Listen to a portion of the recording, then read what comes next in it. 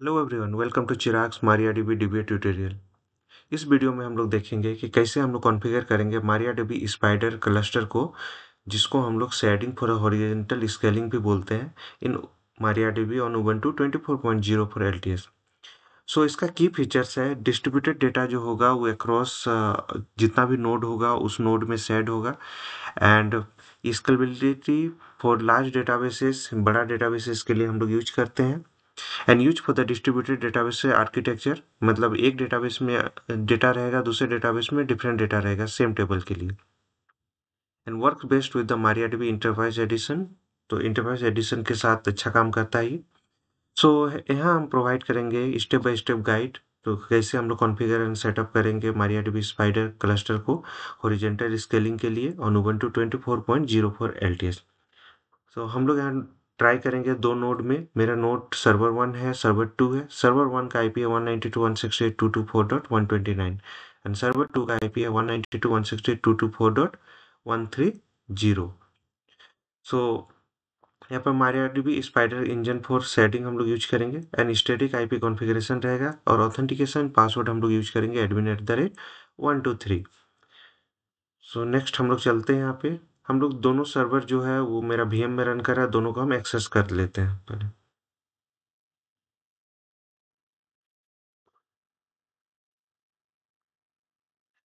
SSH dpt@192.168.224.224.129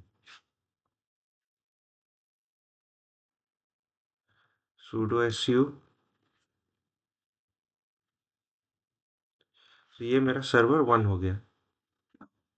हम similarly server 2 को भी एक्सेस कर लेते हैं, dpt@192.168.192.168.224.130।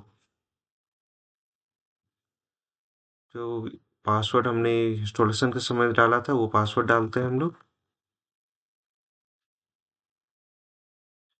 तो इसका नाम हम लोग दे देते हैं सर्वर 1, एंड दूसरे नोट का नाम देते हैं SBR2, एंड इसका टैब कलर हम चेंज कर देते हैं रेड।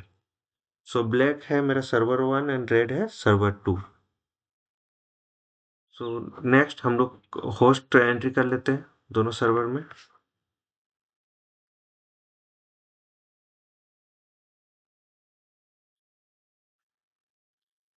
सो दोनों सर्वर का आईपी एड्रेस के साथ नेम होस्ट एंट्री कर देते हैं।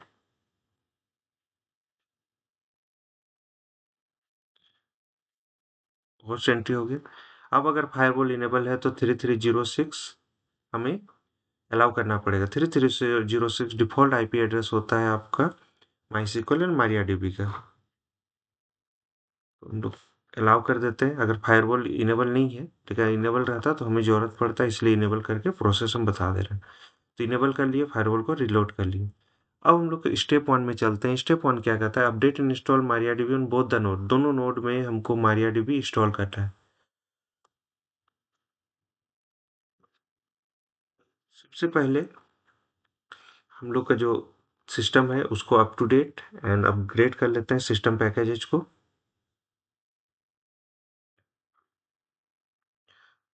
नेक्स्ट हम लोग चलेंगे इंस्टॉल मारियाडीबी सर्वर। तो यहाँ पर हम लोग मारियाडीबी जो सर्वर है उसको इंस्टॉल कर लेते हैं। तो उसका सिंपल कमांड है sudo apt install mariadb slash server mine hyphen Y.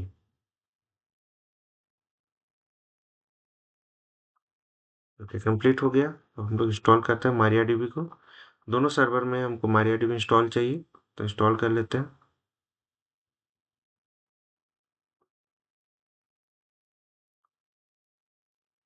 Next हम लोग कॉन्फ़िगरेशन में चलते हैं। तो अब sudo mysql सिक्योर इंस्टॉलेशन, तो जो इंस्टॉल किया हम लोग मारियाडीबी उसको सिक्योर करते हैं। सो पासवर्ड हमारे पास नहीं है अभी। सॉकेट यस कर देते हैं। रूट पासवर्ड चेंज करना है, यस कर देते हैं। पासवर्ड डालते हैं admin@123 123 एनोनिमस यूजर को रिमूव करते हैं, रिमोट लॉगिन रूट को रिमूव डिसअलाउ करते हैं, टेस्ट डेटाबेसेस को रिमूव करते हैं, रिलोड प्रिविलेजेस कर लेते हैं। सिमिलर काम दूसरा सर्वर में भी करेंगे।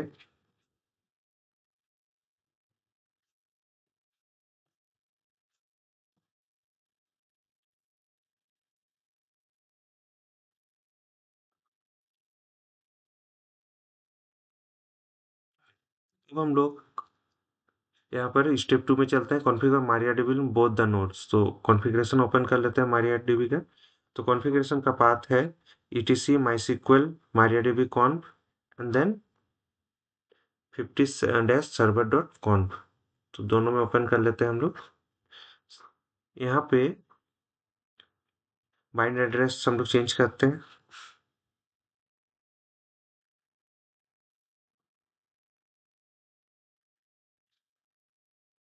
एंड यहाँ भी हम लोग बाइंड एड्रेस को चेंज करते हैं।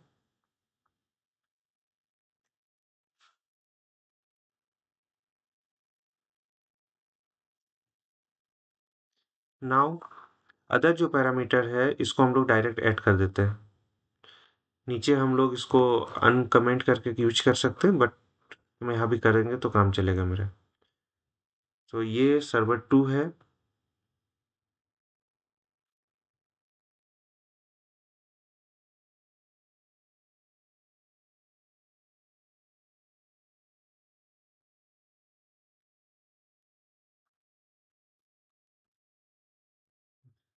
ये हमारा सर्वर 2 है, क्योंकि हम 130 में काम कर रहे हैं। ये हमारा सर्वर 1 है।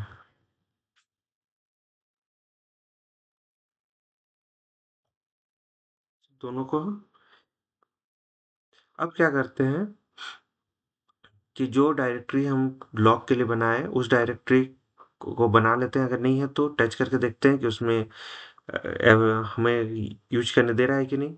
एंड देन हम लोग उसको ओनरशिप देते हैं माई का एंड चेंज मोड करते हैं। उसको परमिशन देते हैं 750 का। तो दोनों सर्वर में हम लोगों ने बनाया, तो दोनों सर्वर में हम ऐड कर लेते हैं। नाउ रिस्टार्ट करते हैं मारियाडीबी सर्विस को।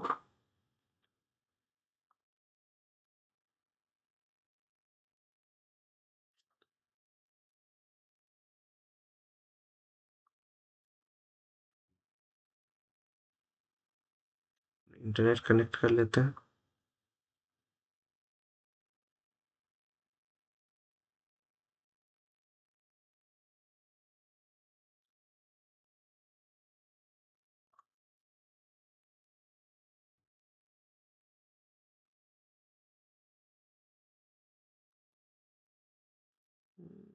एक मिनट।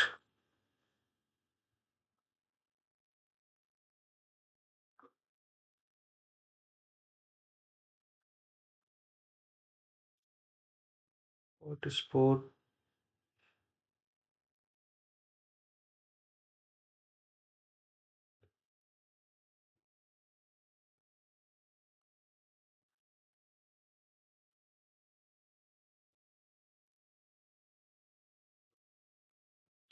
ओके, आगे बढ़ते हैं फिर देखते हैं। तो हम रिस्टार्ट कर लेते हैं। जो भी चेंजेज हम लोगों ने किया है वो चेंजेज को अप्लाई करना चाहते हैं। Done. Done. Now install the spider storage engine in the both the nodes. तो इंटरनेट चाहिए मुझे। Let me check.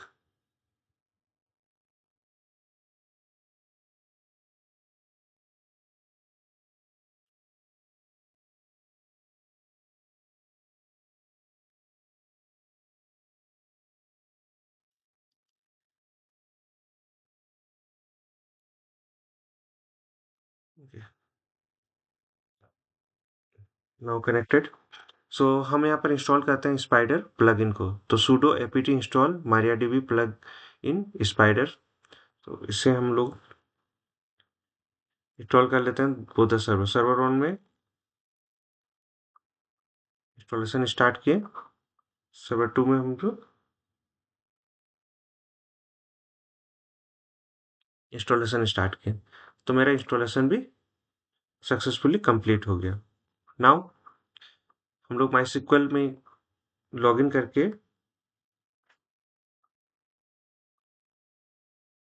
तो पासवर्ड है admin@123, इसका भी पासवर्ड है admin@123। नाउ हम लोग इस इंस्टॉल करते हैं HA स्पाइडर को, ये प्लगइन को inside the database. So done. Next verify the installation. अब हम लोग इंजन चेक करते हैं कि इंजन में हमारा है। तो इंजन में सबसे ऊपर देखेंगे हम लोग स्पाइडर आ गया है, स्पाइडर स्टोरेज इंजन मेरा आ गया है। तो हम लोग इंस्टॉल किए थे प्लगइन को।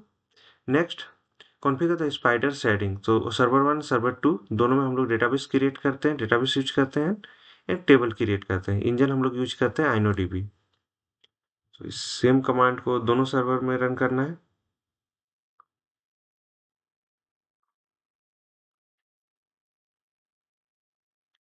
कंप्लीटेड।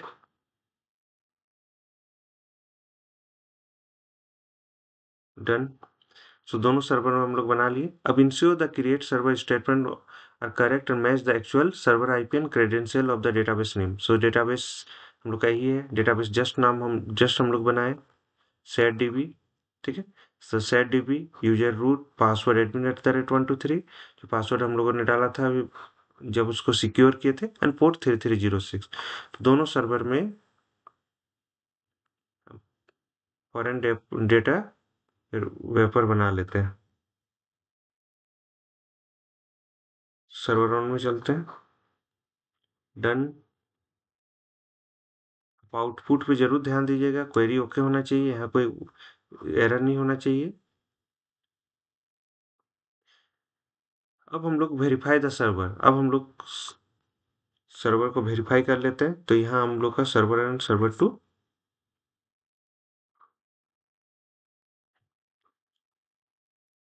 दोनों दिखेगा। तो सर्वर 1 यहाँ आप देख सकते हैं, एंड यहाँ भी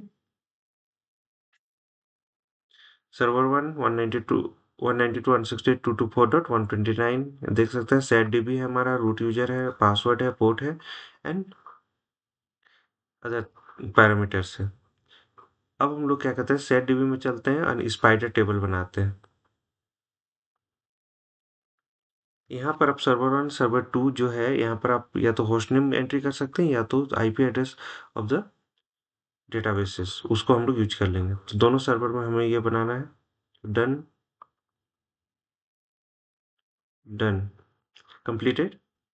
नाउ ग्रांट परमिशन। तो हम लोग परमिशन देते हैं सर्वर 1 सक्सेसफुली, या कंप्लीटेड। सो अब हम लोग जो भी चेंजेस किए उसको हम लोग अप्लाई करते हैं। Plus privileges. अब हम लोग टेबल में डेटा हम लोग देखते हैं कि डेटा हमारे पास है क्या। तो सेड इसमें भी कोई डेटा नहीं है, इसमें भी कोई डेटा नहीं है। अब हम लोग एक डेटा इंसर्ट करते हैं सर्वर 1 में। तो 4 एंट्री हो गया यहाँ बता रहा है। अब यहाँ पर चेक करते हैं, तो हम यहाँ पर 2 ही एंट्री हमको मिलता है। ठीक है। 1 एंड 3, आईडी 1 एंड 3, 2 एंड 4 जो है वो हमारा इस सर्वर में एंट्री हो जाता है। सो अल्टरनेट हम लोग बोल सकते हैं कि अल्टरनेट जो एंट्री है वो अदर सर्वर में हो जाता है। अब यहाँ पर एक सिंगल एंट्री करते हैं तब क्या होता है, सिंगल एंट्री अगर करते हैं सर्वर 1 में, तो एंट्री वो लेफ्ट साइड में वाले सर्वर में होता है, मतलब नोड 1 में हो गया, एंड नोड 2 में मेरा एंट्री नहीं है। अगला एंट्री का वेट करेगा, जैसे ही नेक्स्ट एंट्री हमारा आएगा वो सर्वर 2 में एंट्री हो जाएगा। ठीक है।